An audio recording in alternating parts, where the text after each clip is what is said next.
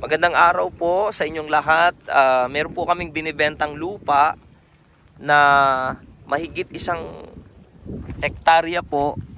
Nasa 10,300 square meter yata. Ayun po, matatanaw po yung Bundok Arayat. Napakaganda po ng lugar dito. So ipapakita ko muna yung ginagawang kalsada. Ito po ay yan po, kung makikita nyo, tinambakan na po sapagkat gagawin po itong kalsada. Ayan po. Okay. So as of now, hanggang dito muna po ang yung kanilang natambakan, pero ito po yung dire-diretso po doon. Opo, itong daan na ito.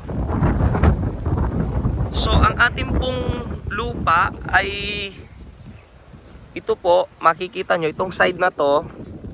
Ayan, dyan po yung 1 hektarya. Lalapit po kami mamaya. Meron siyang fish pond dito, pero tatambakan na po ito. Yan, gawa po na yan. So tignan natin yung lupa po.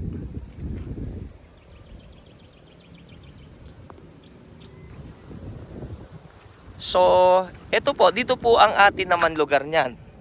Mula sa daan, actually pwede tayo magkaroon ng daan doon mismo, pero as of na wala pang daan. Ito po yung sa atin. Mga less than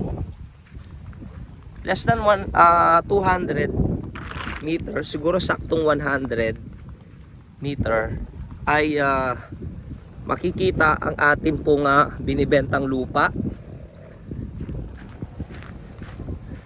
Ayan po. Mula sa may akasya na yan hanggang dun sa ginagawang kalsada po. At kung makikita nyo itong talahib na ito, itong matataas. Yan, para makita nyo lang po. Ayan.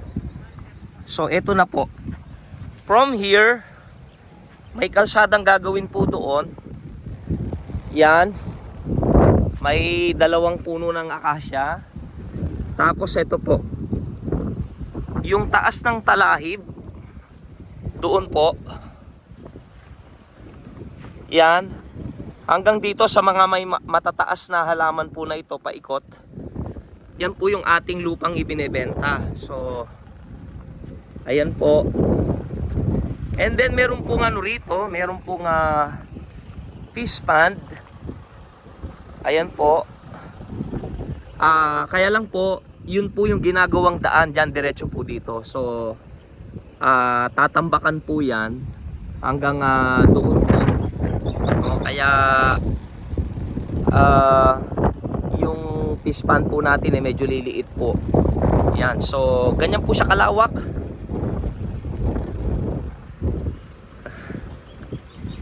Doon po sa may matataas na talahib. Ayan, o yung halaman, puno dyan. Yan, kung nakikita nyo po doon, paikot yan. Ayan. At saka doon, sa dulo po ng pinakamataas na talahib. Yan, yan. Ayun, hanggang doon sa akasya po na yan, diretso po doon sa ginagawang daan. So yan po. Kung interesado po kayo, PM lamang po. No po. Magandang araw po. God bless po. Sino man pong makakuha.